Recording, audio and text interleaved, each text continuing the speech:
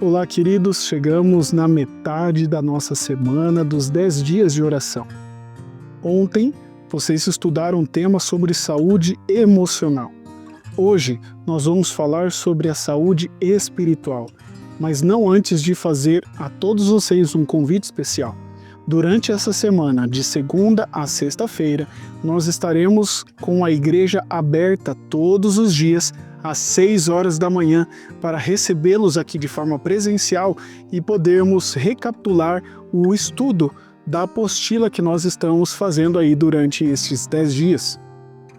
O texto de Mateus capítulo 6, verso 33 apresenta: busquem em primeiro lugar o reino de Deus e a sua justiça, e todas essas coisas lhe serão acrescentadas. É interessante que no estudo, quando nós falamos sobre vida espiritual, saúde espiritual, me vem a história de Daniel à mente. O texto apresenta que Daniel ele tinha comunhão com Deus e durante 3 vezes ao dia ele orava de janelas abertas para que todos pudessem ver que ele estava buscando a Deus em comunhão. Existe um escritor norte-americano chamado Christopher, um teólogo, e ele diz assim: as janelas abertas não eram tanto para deixar sair as orações, mas para deixar entrar o Deus de Jerusalém. Você tem permitido o Deus de Jerusalém, o Deus de Israel, o Deus da palavra entrar em sua vida, em seu coração?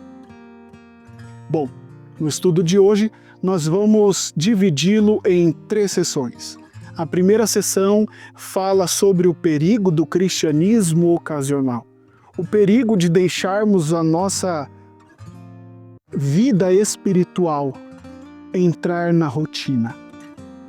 Não é seguro ser cristãos ocasionais. Cumpre-nos ser semelhante a Cristo em nossas ações em todo o tempo. Precisamos entender que ao colocar Jesus em primeiro lugar em nossas vidas, nós não teremos uma vida ociosa, uma vida ocasional, rotineira.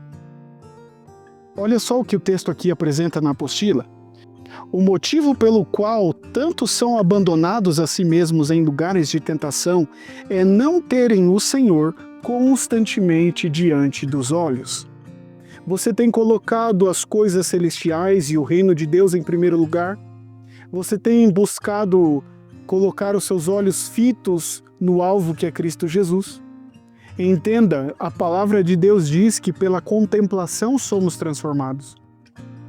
Se não colocarmos Jesus em primeiro lugar em nossas vidas, não estaremos buscando viver uma vida de espiritualidade real, mas sim de viver uma vida ociosa. Todos os bons objetivos e boas intenções que tenhamos não nos tornarão aptos a resistir ao mal. A Bíblia apresenta que Satanás está a nos rodear como um leão, prestes a dar um bote, prestes a nos atacar. E a gente percebe, de acordo com o espírito de profecia e o que a Bíblia nos apresenta, que se não mantivermos os nossos olhos fitos em Jesus, iremos cair nas ciladas de Satanás. Olha só o que diz aqui. Devemos ser homens e mulheres de oração. Nossas petições não devem ser débeis, ocasionais nem apressadas, mas fervorosas, perseverantes e constantes. Persevere na busca por Jesus. Persevere na busca por sua palavra e sua verdade. Somente a palavra de Deus tem o poder de mudar e transformar o nosso caráter. A segunda sessão, queridos, fala sobre a importância do momento diário de comunhão para com Deus. No texto é apresentado o seguinte: devemos individualmente ouvi-lo falar ao nosso coração, quando todas as outras vozes silenciam e em quietude esperamos diante dele, o silêncio da alma torna mais distinta a voz de Deus. Precisamos entender que nos momentos espirituais precisamos de um silêncio.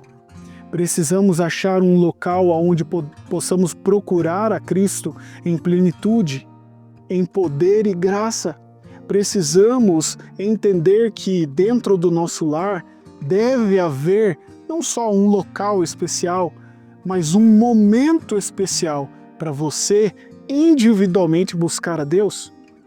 Ah, mas é só individual, pastor? Não. Nós precisamos também levar nossas famílias a adorarem o nosso Deus. A comunhão diária, a comunhão pessoal é parte do processo da saúde espiritual. Não se esqueça que a sua família deve estar inclusa nisso também. Muitos dons que têm sido vencidos pela tentação são humilhados por seus fracassos e sentem ser em vão buscar aproximar-se de Deus. Mas este pensamento é simplesmente um pensamento diabólico, uma sugestão do inimigo. Entendam, queridos, que constantemente o inimigo de Deus, ele tentará você. Ele colocará em sua vida resistências espirituais para que você se sinta fraco e caia. Mas é interessante que no livro Ciência do Bom Viver apresenta algumas questões que vão ajudá-lo nesse processo espiritual. Olha só, pela oração, pelo estudo da sua palavra, pela fé em sua constante presença, a mais fraca das criaturas humanas pode viver em contato com Cristo vivo. E Ele a segurará com a mão, que nunca a soltará. Entendam que se for para vencermos o pecado, não venceremos sozinhos. Nós precisamos seguir os passos para uma vitória completa, uma vitória plena, uma vitória em Cristo Jesus. Como que nós podemos fazer isso aqui neste mundo de pecado? Orando, estudando a sua palavra e buscando constantemente a sua presença, com fé. Gosto muito de um exemplo que o Dr. Rodrigo Silva apresenta sobre a fé. A fé, ela precisa ser como um tronco no meio do alto mar. E este tronco é a única forma de você sobreviver no meio de uma tempestade em alto mar.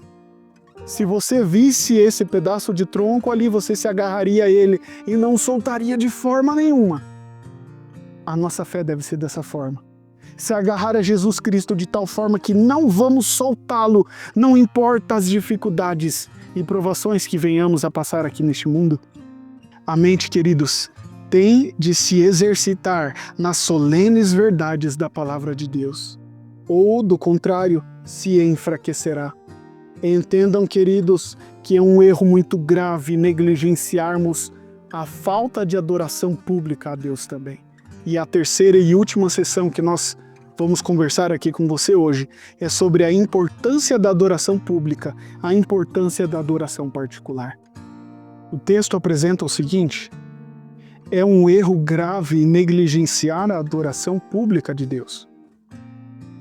Devem ser cuidadosos em não deixar de frequentar, sem razão plausível, a casa de oração. É óbvio que se houver algum problema de saúde, algum detalhe específico a ser resolvido em família ou algo do tipo, é óbvio que Deus não vai cobrar isso, queridos, mas negligenciar a casa de Deus, falando que a igreja não é importante, eu estudo a palavra de Deus, mas não vou à igreja porque eu não acho que é importante, isso é um tipo de negligência e nós precisamos entender a importância da adoração pública, a importância de vir à igreja e mostrar publicamente a sua adoração a Deus, porque atos também dizem mais do que palavras. Eu já ouvi bastante isso da minha mãezinha e ela sempre me dizia: cuidado porque os seus atos dizem mais do que as palavras. Se nós não entendermos que estarmos aqui na igreja testemunha mais do que a gente possa imaginar, a gente está no caminho errado. Queridos, Hebreus capítulo 11, verso 10 diz assim: cidade que tem fundamentos, da qual Deus é o arquiteto e construtor. Abraão, ele vislumbrava a ideia de ir para a cidade santa. A ideia de estar no lugar onde Deus era o arquiteto e construtor. Talvez eu e você almejemos ir para o céu também. Talvez o nosso propósito seja estar com Jesus no céu, mas o talvez nunca chegará se a gente não der o primeiro passo em busca de uma transformação e renovação da nossa saúde espiritual. Nós precisamos entender que este passo deve ser dado, e se eu não mudar hoje, eu não terei a Canaã celestial no futuro. Se eu não me preparar hoje, de que adianta querer defender os valores cristãos sem ter o contato diário com Deus, com o Deus que estabeleceu a verdade dele em sua palavra? Nós temos que entender que a Bíblia oferece conforto à inquietação da alma, e Cristo disse: busquem em primeiro lugar o reino de Deus e a sua justiça, e todas essas coisas lhe serão acrescentadas. Vamos buscar o reino de Deus, para que as coisas demais deste mundo sejam acrescentadas. Nós temos alguns pedidos, alguns agradecimentos, nós temos motivos de oração, mas vamos colocar os motivos de oração deste dia, do dia 5, do dia da saúde espiritual. O primeiro é para que nós tenhamos uma comunhão como um hábito diário. Vamos buscar a Deus todos os dias de nossas vidas. E segundo, continue orando pelos seus 5 amigos. Continue buscando orar por eles. E a terceira questão é um desafio. Estes 5 amigos que você já está orando, se você tem possibilidade, convide-os para participar de um pôr do sol em sua casa. Durante essa semana, se organize, se prepare, convide-os com antecedência para que eles possam participar de um pôr do sol na sua casa. E aí sim, todos juntos, vocês irão adorar ao nosso Senhor Jesus. Que Deus abençoe vocês e dê a vocês uma vida próspera e saudável espiritualmente falando.